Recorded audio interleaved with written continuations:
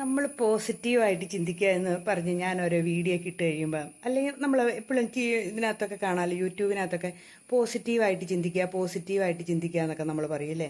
പക്ഷേ പോസിറ്റീവായിട്ട് ചിന്തിക്കുക എന്ന് പറയുമ്പോൾ പലർക്കും പോസിറ്റീവായിട്ട് ചിന്തിക്കാനൊന്നും സാധിക്കില്ല.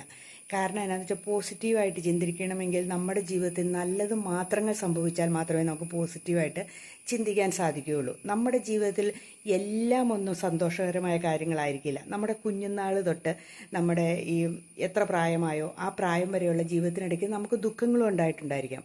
ആ ദുഃഖങ്ങൾ നമ്മുടെ ഉള്ളിലേക്ക് പെട്ടെന്ന് കയറി വരികയും ചെയ്യും. അപ്പോൾ പിന്നെ നമുക്ക് പോസിറ്റീവായിട്ട് ചിന്തിക്കാൻ പറ്റുമോ? ഇല്ല. അപ്പം നമ്മൾ എന്ത് ചെയ്യണേ? നമ്മുടെ മനസ്സിലുള്ള ആ വിഷമങ്ങളെ ആദ്യം പുറത്ത് കളയണം. അതിന് നമ്മൾ എന്താ ചെയ്യേണ്ടതെന്നറിയാവോ? നമ്മൾക്ക് ആരോടെങ്കിലും വെറുപ്പോ വിദ്വേഷമോ ദേഷ്യമോ ഒക്കെ തോന്നിയിട്ടുണ്ടെങ്കിൽ, അത് നമ്മുടെ മാതാപിതാക്കളോടാട്ടെ, സഹോദരങ്ങളോടാട്ടെ, മക്കളോടാട്ടെ, ഭർത്താവിനോടാട്ടെ, ഭാര്യയോടാട്ടെ, ആരോടെങ്കിലും ആട്ടെ, അപ്പം നമുക്കിങ്ങനെ എന്തെങ്കിലും ഒരു വെറുപ്പോ ദേഷ്യമോ ഒക്കെ തോന്നിയിട്ടുണ്ടെങ്കിൽ അവരോട് നമ്മൾ ക്ഷമിക്കുക എന്ന് വെച്ചാൽ നിരുപാധികം ക്ഷമിക്കുക തന്നെ വേണം. എങ്കിലേ നമുക്ക് ആ സന്തോഷങ്ങൾ കൊണ്ടുവരുള്ളൂ, നമ്മുടെ ജീവിതത്തിൽ അഭിവൃദ്ധി കൊണ്ടുവരുള്ളൂ. നമുക്ക് പണവും സമ്പത്തും എല്ലാം നമ്മളിലേക്ക് വരണമെങ്കിൽ നമ്മുടെ മനസ്സിലുള്ള വിദ്വേഷത്തെ നമ്മൾ ആദ്യം എടുത്തു കളയണം. അതിന് നമ്മൾ ആദ്യം ചെയ്യേണ്ടത്, നമ്മൾ എവിടെയെങ്കിലും സ്വസ്ഥമായിട്ടിരിക്കുക, എന്നിട്ട് മനസ്സിനെ റിലാക്സ് ആക്കി വെക്കുക. ശരീരമൊക്കെ ഇങ്ങനെ പതുക്കെ അയച്ചിടുക. അല്ലാണ്ട് ഇങ്ങനെ അയച്ചിടുക എന്ന് വെച്ചാൽ ഊരിപ്പറിച്ച് കളയാനല്ല പറഞ്ഞ്, ഇങ്ങനെ ബലം പ്രയോഗിച്ചിരിക്കാതിരിക്കുക. അതിനുശേഷം നമ്മൾ പതുക്കെ നമ്മുടെ മനസ്സിനായിട്ട് ഒരു പ്രകാശം, നമ്മുടെ ഈ ഇവിടെയില്ലേ ഈ കുഞ്ഞുങ്ങൾക്ക് രാസ്നാദിപ്പൊടി ഇടുന്നത്, അതിലേക്ക് നമ്മുടെ യൂണിവേഴ്സിൻ്റെയോ നമ്മളെ ഇഷ്ടപ്പെടുന്ന ദൈവത്തിൻ്റെയോ ആരുടെയെങ്കിലും, ഏത് ദൈവമാകട്ടെ, അവരുടെ ഒരു പ്രകാശവലയം നമ്മുടെ ശരീരത്തിൽ വ്യാപിക്കുന്നതായിട്ട് നമ്മൾ കണക്കാക്കുക. എന്നിട്ട് നമുക്ക് ആരെയാണോ ഇഷ്ടമില്ലാത്തത് അവരോട് ഞാൻ നിരുപാധികം ക്ഷമിക്കുന്നു. അവർക്ക് എല്ലാ സൗഭാഗ്യങ്ങളും ഉണ്ടാകട്ടെ. എൻ്റെ മനസ്സിലേക്ക് ഇനി അവരെക്കുറിച്ച് ഒരു വെറുപ്പും ഉണ്ടാകില്ല എന്നൊക്കെ ചിന്തിച്ച് നമ്മൾ അവർക്ക് മാപ്പ് കൊടുക്കുക. അത് നമ്മുടെ മാതാപിതാക്കളാട്ടെ, നമ്മുടെ സഹോദരങ്ങളാട്ടെ, ആർക്കാണെങ്കിലും, സുഹൃത്തുക്കളാട്ടെ, അവർക്ക് നമ്മൾ മാപ്പ് കൊടുക്കുക. ആ മാപ്പ് കൊടുത്തു കഴിയുമ്പോൾ തന്നെ ആദ്യത്തെ ദിവസമൊന്നും നമുക്ക് തോന്നില്ല. കുറച്ച് ദിവസങ്ങൾ ആദ്യം കുറച്ച് ദിവസങ്ങൾ അടുപ്പിച്ച് ചെയ്യണം, ഒരു 5 ദിവസമെങ്കിലും. പിന്നെ നമ്മൾ ഒരാഴ്ചയിലൊക്കെ ചെയ്യുക. അങ്ങനെ നമ്മൾ ഇടയ്ക്കിടയ്ക്ക് നമ്മുടെ മനസ്സിനെ ക്ലെൻസ് ചെയ്ത്, ശരീരത്തെ നമ്മൾ ക്ലെൻസ് ചെയ്ത് നമ്മുടെ മനസ്സിനെയൊക്കെ ഒന്ന് വൃത്തിയാക്കി വെക്കുക. അപ്പോഴത്തേനും ഉണ്ടല്ലോ നമ്മളിലേക്കൊരു പോസിറ്റീവ് എനർജിയും സർവ്വ സൗഭാഗ്യങ്ങളും സന്തോഷവും എല്ലാം വരും. ഉറപ്പായ കാര്യമാണ്. അതെന്നാന്ന് വെച്ചാൽ നമ്മൾ ഇങ്ങനെ ഈ മനസ്സിൽ ഈ വിഷമങ്ങൾ ഇങ്ങനെ കിടന്നിട്ടുണ്ടെങ്കിൽ അതൊരു കാലത്തും അത് ഹീലാകുകയില്ല. നമുക്ക് ആ വെറുപ്പോ വിദ്വേഷമോ ഇങ്ങനെയുള്ളപ്പം നമ്മുടെ ജീവിതത്തിലൊരു പുരോഗതി നമ്മുടെ മക്കൾക്കോ നമുക്കോ ഉണ്ടാകുകയോ ചെയ്യുകയുമില്ല. അപ്പം നമ്മൾ എന്താ ചെയ്യണേ? നമ്മൾ ഇതിനെയൊക്കെ വിട്ടുകളഞ്ഞ് അവരോട് ക്ഷമ ചോദിച്ച് നമ്മൾ പിന്നെ പുതിയൊരാളായിട്ട് നമ്മൾ സന്തോഷത്തോടെ അങ്ങ് തുടങ്ങിക്കൊടുക നമ്മുടെ ജീവിതം. അപ്പോൾ നമുക്ക് ജീവിതത്തിൽ ഒത്തിരി മാറ്റങ്ങൾ സംഭവിക്കും. അല്ലാതെ നമ്മളിങ്ങനെ വിഷമങ്ങൾ കൊണ്ടുകിടന്നാൽ നമ്മൾ മുന്നോട്ട് പോകില്ല. പോസിറ്റീവ് എനർജി വരണമെങ്കിൽ നെഗറ്റീവ് എനർജി ഇല്ലാതാകണം. നെഗറ്റീവ് എന്ന് പറയുന്നതാണ് സങ്കടങ്ങൾ, ദുഃഖങ്ങൾ, കരച്ചിൽ, പിഴിച്ചിലൊക്കെ. മനുഷ്യനല്ലേ, മനുഷ്യൻ്റെ എല്ലാം ജീവിതത്തിൽ സങ്കടങ്ങളുണ്ട് ഇല്ലേ? ഈ പറയുന്ന എല്ലാ മനുഷ്യരുടെയും ജീവിതത്തിൽ ഈ ഓരോ പോസിറ്റീവ് എനർജിയും ഇങ്ങനെ എന്നാ പറയണം, യോഗയോ എല്ലാം പഠിപ്പിക്കുന്ന, മെഡിറ്റേഷൻ പഠിപ്പിക്കുന്നവരോ ആർക്കും ദുഃഖങ്ങളൊന്നും ഇല്ലാത്തവരൊന്നുമല്ല. അവരത് മനസ്സിൽ കൊണ്ടു നടക്കില്ല. ഇപ്പം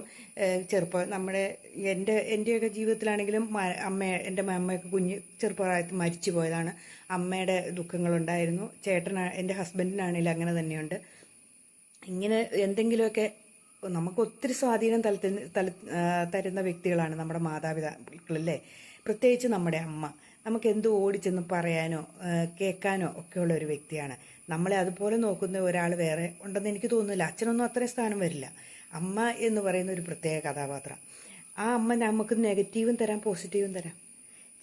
ആ അമ്മ തന്നെയല്ലേ അമ്മായിയമ്മയാകുമ്പോൾ പ്രശ്നങ്ങളുണ്ടാകുമെന്ന് നമ്മൾ പറയുന്നത് ഇല്ലേ? ഇപ്പം എനിക്കെൻ്റെ അമ്മ എന്ന് പറയുന്നത്, എനിക്ക് അമ്മായിയമ്മയായിട്ടൊന്നും ഞാൻ കണ്ടിട്ടില്ല. അമ്മ ആയിട്ട് ഞാൻ എൻ്റെ ഹസ്ബൻഡിൻ്റെ അമ്മേനെയും കണ്ടിട്ടില്ല. അപ്പം അതെന്താണെന്ന് എനിക്കറിയത്തില്ല. പക്ഷേ എങ്കിലും നമുക്കൊന്ന് പറയാൻ പറ്റും, ഒരു സ്ത്രീ തന്നെയാണ് അമ്മായിയമ്മയാകുന്നതും അമ്മയാകുന്നതും സ്നേഹമുള്ള ഒരു ഭാര്യയാകുന്നതും ഒക്കെ ഒരമ്മ തന്നെയാണ്.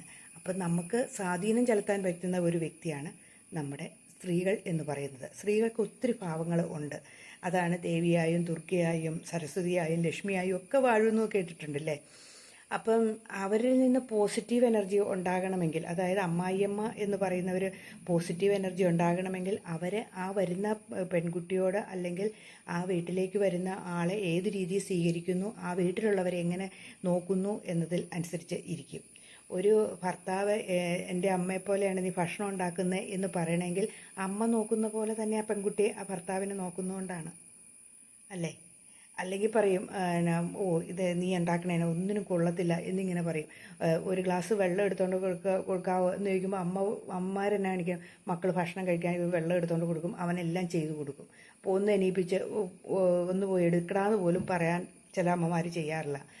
അതേപോലെ പ്രൊട്ടക്റ്റ് ചെയ്യുന്ന. അപ്പം ആ ഭർത്താവിനെ നമ്മൾ അങ്ങനെ നോക്കുമ്പോൾ ഭർത്താവിന് അമ്മയുടെ സ്ഥാനത്തേക്ക് ഭാര്യേനെ കാണുകയും ആ ഭർത്താവിന് ഭാര്യേനെ ഭയങ്കര ഇഷ്ടമാവുകയും ചെയ്യും. സ്വാഭാവികം മാത്രം ഇല്ലേ. അപ്പം പോസിറ്റീവ് എനർജി കുടുംബജീവിതത്തിലും കൊണ്ടുവരാൻ സാധിക്കും. നമ്മുടെ ജീവിതത്തിൽ നമ്മളെല്ലാം ഒന്ന് വിട്ട് കളയുക. അതാണ് ജീവിതത്തിൽ ദുഃഖങ്ങൾ വരും, അതിനെയൊക്കെ അങ്ങോട്ട് മറക്കാൻ ശ്രമിക്കണം. മറന്നില്ലെങ്കിൽ നമ്മുടെ ജീവിതത്തിലെ സന്തോഷങ്ങൾ അനുഭവിക്കാൻ നമുക്ക് സാധിക്കുകയില്ല. നമ്മുടെ ജീവിതത്തിൽ വരുന്ന ഓരോ ദുഃഖങ്ങളും ഓരോ ബാധ്യതകളും അല്ലെങ്കിൽ അവഗണനയും ഒറ്റപ്പെടലും എല്ലാം നമ്മളതിനെ ആസ്വദിക്കാൻ ശ്രമിച്ചിട്ടുണ്ടെങ്കിൽ നമ്മളിൽ നിന്ന് പോവില്ല. നമ്മൾ അതിനിടയ്ക്ക് എവിടെയെങ്കിലുമൊക്കെ ഒരു സന്തോഷം കണ്ടെത്തുക. അവഗണിക്കുന്നവരെ ഒന്നും നമുക്ക് നന്നാക്കാൻ പറ്റില്ല, അത് അവരുടെ സ്വഭാവമാണ്. നമുക്കാണ് നന്നാവാൻ പറ്റുള്ളൂ. അത് നമ്മൾ ചിന്തിക്കുക. പലരും പലരെയും അവഗണിക്കുന്നതായിട്ട് നമുക്ക് കാണാൻ പറ്റും. അത് ഏറ്റവും വലിയൊരു വിഷമമുള്ള സംഭവമാണ്. പല ഫംഗ്ഷന് എന്നുമ്പം മൈൻഡ് ചെയ്യാണ്ടിരിക്കുന്ന അവസരങ്ങളും ഒത്തിരി ദുഃഖങ്ങൾ അനുഭവിക്കുന്നവരുണ്ട്. ഒരിടത്ത് പോയിട്ടുണ്ട് മിണ്ടില്ലാത്തവരും, റോഡിൽ വെച്ച് കണ്ടാലും മിണ്ടാത്തവരും, കാണാത്ത ഭാഗത്ത് പോകുന്നവരും ഒക്കെ അനുഭവിക്കുന്നവരൊക്കെ ഉണ്ട് അവഗണന. അതെല്ലാവരുടെയും തന്നെ വരുന്നതെന്ന് ഇടയ്ക്കിടയ്ക്ക്. പക്ഷേ അവഗണിക്കണവരുടെ പുറകെ നമ്മൾ പോകരുത്. അവർക്ക് അവരുടെ രീതി അതാണ്, അവരതാണ് കണ്ടുപിടിച്ചേക്കണം. അവർ അവഗണിക്കുക, ഞാൻ അവനെ കാണുമ്പോൾ ഇനി മൈൻഡ് ചെയ്യില്ല എന്നിങ്ങനെ ചിന്തിച്ച് വെച്ചേക്കണവരാണ്. അവരെ നമ്മൾ തിരുത്താനൊന്നും പോകണ്ട. അത് പിന്നെ ഒറ്റപ്പെടൽ എപ്പോഴും ചിലർ സ്വന്തമായിട്ട് ഒറ്റപ്പെടൽ തിരഞ്ഞെടുക്കുന്നവരുണ്ട്. ഏകാഗ്രതയോടുകൂടി എവിടെയെങ്കിലും പോയി തന്നെ താമസിക്കണമെന്നും തന്നെ ജീവിക്കണമെന്നും ആഗ്രഹിച്ച് ഒറ്റപ്പെടുന്നവരുണ്ട്. ചിലരെ എല്ലാവരുടെയും കൂടെ ജീവിക്കണം എന്നുണ്ട്. ചിലരെല്ലാവരുടെയും കൂടെ ജീവിച്ചാലും ഒറ്റപ്പെടുന്നവരുണ്ട്. അപ്പം ഒറ്റപ്പെടൽ തന്നെയാണ് എൻ്റെ ജീവിതം, ഞാൻ ഇങ്ങനെയായി ഒറ്റപ്പെട്ടു പോയി എന്നും പറഞ്ഞിരിക്കാതിരിക്കുക. ആ സാഹചര്യത്തിൽ നിന്ന് നമ്മൾ അതിൽ ഏതെങ്കിലും ഒരു കൊച്ചു കൊച്ചു സന്തോഷങ്ങൾ കണ്ടെത്താൻ ശ്രമിക്കുക. അതിൽ നമ്മൾ മുന്നോട്ട് പോകാൻ ശ്രമിക്കുക. അല്ലാണ്ട് ആ ഒറ്റപ്പെടലിൽ തന്നെ കിടന്നിട്ടുണ്ടെങ്കിൽ നമ്മുടെ ജീവിതം പിന്നെയും ദുഃഖമായി മാറുകയുള്ളൂ. അപ്പം നമ്മൾ സ്വയം തീരുമാനിക്കുക എവിടെയൊക്കെയാണ് നമുക്ക് സന്തോഷം കണ്ടെത്താൻ പറ്റുക. നമ്മുടെ ജീവിതത്തിൽ ഏറ്റവും കൂടുതലുള്ള ഏതാണ്, സന്തോഷമാണോ സങ്കടമാണോ എന്നിങ്ങനെ ചിന്തിച്ചിട്ട് അല്ലെങ്കിൽ എഴുതി വെച്ചിട്ട് അതിൽ സന്തോഷങ്ങൾ എന്തെല്ലാം നിമിഷങ്ങളിലുണ്ടായി എന്ന് കണ്ടുപിടിച്ച് അതിലേക്ക് പോവാം. നമ്മൾ ഈ സന്തോഷം കണ്ടെത്തിയില്ലെങ്കിലുണ്ടെങ്കിലോ നമുക്ക് മുന്നോട്ട് പോകുമ്പോൾ ഒരു ദുഃഖം മാത്രമേ ഉണ്ടായിരിക്കുള്ളൂ. നമ്മൾ ആരുടെയും കൂടെ കൂടാതെ ആരുടെയും കൂടെ സന്തോഷം അനുഭവിക്കാതെ നമ്മൾ ജീവിക്കുമ്പം നമുക്ക് ആ ദുഃഖം നമ്മളിൽ നിന്ന് വിട്ടുപോകില്ല. ഏത് ദുഃഖമാണെങ്കിലും ദുഃഖം തന്നെയാണ്. അത് നമ്മുടെ ജീവിതകാലം മുഴുവൻ ഉണ്ടായിരിക്കും. പക്ഷേ നമുക്ക് മുന്നോട്ട് ജീവിക്കണമെങ്കിൽ അതിനെ ഒന്ന് പതുക്കെ മറക്കുക തന്നെ വേണം. മറവി എന്ന് പറഞ്ഞ ഒരു പ്രപഞ്ചം നന്നാക്കുന്ന ഒരു ഇതല്ലേ, അത് നമ്മൾ മറക്കുക തന്നെ വേണം. അപ്പം നമ്മുടെ ജീവിതത്തിലേക്ക് പോസിറ്റീവ് കൊണ്ടുവരണമെങ്കിൽ നമ്മൾ ചില മറവികൾ നമ്മുടെ ജീവിതത്തിൽ കൊണ്ടുവരണം. ശരിയാണോ? നമ്മൾ പലതും ഒത്തിരി ജീവിതത്തിൽ ഒത്തിരി ദുഃഖങ്ങളും ഒത്തിരി വിഷമങ്ങളും ഒക്കെ എല്ലാവർക്കും തന്നെ ഉണ്ടെന്നേ, അതില്ലാത്ത മനുഷ്യമൊന്നുമില്ല. പക്ഷെ നമ്മൾ അതെല്ലാം അതേപടി ഇങ്ങനെ കൊണ്ടുനടക്കാൻ ശ്രമിച്ചിട്ടുണ്ടെങ്കിൽ നമുക്ക് മുന്നോട്ട് പോകാൻ സാധിക്കുകയില്ല. നമ്മുടെ ജീവിതത്തിൽ ഏതെങ്കിലുമൊക്കെ കാര്യങ്ങൾ സംഭവിച്ചത് നല്ലതിനായിരുന്നു ചിലത് എന്ന് ചിന്തിക്കുന്ന ഒത്തിരി പേരുണ്ട്. ചിലർ ഒരാളുടെ ഒരു ജീവിതത്തിൽ മരണപ്പെട്ടു പോയി, അയാളുടെ ജീവിതം ഒത്തിരി കടബാധ്യതയൊക്കെ ഉള്ള ഒരു മനുഷ്യനായിരുന്നു. പക്ഷേ കുറച്ച് കഴിഞ്ഞപ്പോൾ അയാൾ മരിച്ചപ്പോൾ കുറേ കാലം ഭാര്യ ഇങ്ങനെ ഭയങ്കര സങ്കടത്തോടു കൂടിയൊക്കെ ഇരുന്നു. അവസാനം അയാളുടെ ഉത്തരവാദിത്തങ്ങൾ, അയാൾ ബാക്കി വെച്ചിട്ട് പോയ കുറേ ഉത്തരവാദിത്തങ്ങൾ ഏറ്റെടുക്കുകയും അത് ചെയ്യാൻ വേണ്ടിയിട്ട് അവർ സ്ട്രോങ് ആയി മാറുകയും ആ കുടുംബത്തെ നല്ല നിലയിലെത്തിക്കുകയും ചെയ്ത ഒരു സ്ത്രീയെ എനിക്കറിയാം.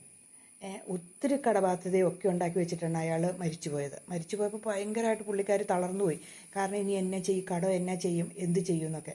പക്ഷേ അയാൾ കൊച്ചു കച്ചവടമൊക്കെ ഉണ്ടായിരുന്നു. ആ കച്ചവടത്തിൽ പുള്ളിക്കാരി വീണ്ടും ആ കട നടത്താൻ തയ്യാറാകുകയും പുള്ളിക്കാരി എന്നിട്ട് നടത്തി നല്ല നിലയിലെത്തി അയാളുടെ കടവും വീട്ടി ആ കുടുംബത്തിന് നല്ല ഒരു ഇതിലേക്ക് കൊണ്ടുവരാൻ ആ പെണ്ണിന് സാധിച്ചു. നമുക്ക് എല്ലാവർക്കും അങ്ങനെ സാധിക്കും. നമ്മളപ്പം ഒരാൾ നഷ്ടപ്പെട്ടു എന്നോർത്ത് അവിടെ നിൽക്കുകയല്ല, അയാളിൽ നിന്ന് ബാലൻസ് എന്തെങ്കിലും ഉത്തരവാദിത്തങ്ങളുണ്ടെങ്കിൽ നമ്മളത് ഏറ്റെടുത്ത് നടത്തി നമ്മൾ അതിലും നന്നായി അയാളുടെ ആത്മാവിനെ കാണിച്ചു കൊടുക്കുക. അതാണ് വേണ്ടത്, ഇല്ലേ? ആര് മരിച്ചു പോയാലും ഇപ്പം ഞാൻ പറയുകയാണെങ്കിൽ എൻ്റെ അമ്മയും അച്ഛനും ഒക്കെ മരിച്ചുപോയി എന്നും പറഞ്ഞ് ഞാനിങ്ങനെ ഇരുന്നിട്ടുണ്ടെങ്കിൽ ഞാനൊന്നും ഒരിടത്ത് എപ്പോഴും ദുഃഖിച്ചിരിക്കാനേ എനിക്ക് പറ്റുള്ളൂ. എന്നെ കല്യാണമൊന്നും കഴിച്ചു വരുന്നതിന് മുമ്പൊക്കെയാണ് എൻ്റെ അമ്മയൊക്കെ മരിച്ചു പോയത്.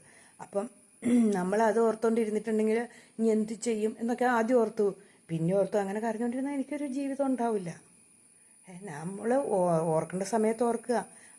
അവരിൽ എന്തെങ്കിലും നന്മയുണ്ടെങ്കിൽ നമ്മൾ നമ്മുടെ മക്കൾക്ക് പറഞ്ഞു കൊടുക്കുക. എൻ്റെ അച്ഛനും അമ്മ ഇങ്ങനെയായിരുന്നു എന്ന് പറഞ്ഞു കൊടുക്കാൻ ഒരു നന്മയുണ്ടെങ്കിൽ പറഞ്ഞു കൊടുക്കുക. അതാണ് വേണ്ടത്.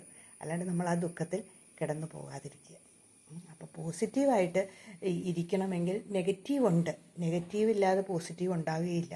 നെഗറ്റീവിൻ്റെ അകത്തുനിന്ന് എന്തെങ്കിലും ഒരു കച്ചിത്തുരുമ്പ് കിട്ടുമ്പോഴാണല്ലോ അതൊരു പോസിറ്റീവായി മാറുന്നത്, ഇല്ലേ? നമ്മുടെ ജീവിതത്തിൽ ദുഃഖങ്ങൾ മാത്രം ഇങ്ങനെ അടിക്കടി ദുഃഖങ്ങൾ മാത്രമേ ഉള്ളൂ എങ്കിൽ അതിനകത്തുനിന്ന് ഒരു സന്തോഷം കിട്ടുന്ന ഒരു ചെറിയ കച്ചിത്തുരുമ്പ് പോലെ, ഒരു മിന്നാമിനിങ്ങിൻ്റെ നുറുങ്ങുവട്ടം പോലെ എന്തെങ്കിലും ഒരെണ്ണമുള്ള അതാണ് പോസിറ്റീവ്.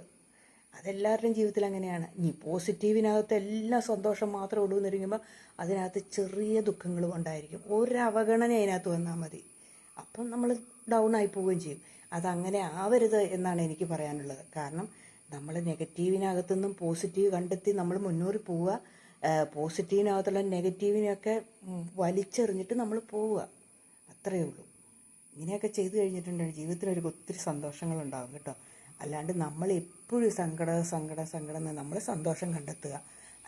അതിനുള്ള കൂട്ടുകൂടിയിരിക്കുമ്പോഴാണോ നമുക്ക് സന്തോഷം കണ്ടെത്തേണ്ടത്, അങ്ങനെ സന്തോഷം കണ്ടെത്തുക. യാത്ര പോകുമ്പോഴാണോ കൊച്ചു കൊച്ചു യാത്രകൾ നടത്തുക. ചിലർക്ക് പണം സമ്പാദിക്കുമ്പോൾ സന്തോഷം കിട്ടുന്നവരുണ്ട് കേട്ടോ. അങ്ങനെ സമ്പാദിക്കുക. കൊച്ചു കൊച്ചു 10 രൂപ വെച്ചാണെങ്കിലും എടുത്തു വയ്ക്കുക. ദിവസം ഒരു 10 രൂപ എവിടുന്നെങ്കിലും എടുത്ത് സമ്പാദിച്ച് വയ്ക്കുക. ഇനി വീട്ടമ്മമാരാണെങ്കിൽ നല്ല നല്ല ഭക്ഷണങ്ങൾ പാകം ചെയ്യുക, സന്തോഷം കണ്ടെത്തുക, അത്രയേ ഉള്ളൂ. അപ്പം ശരി, ബൈ.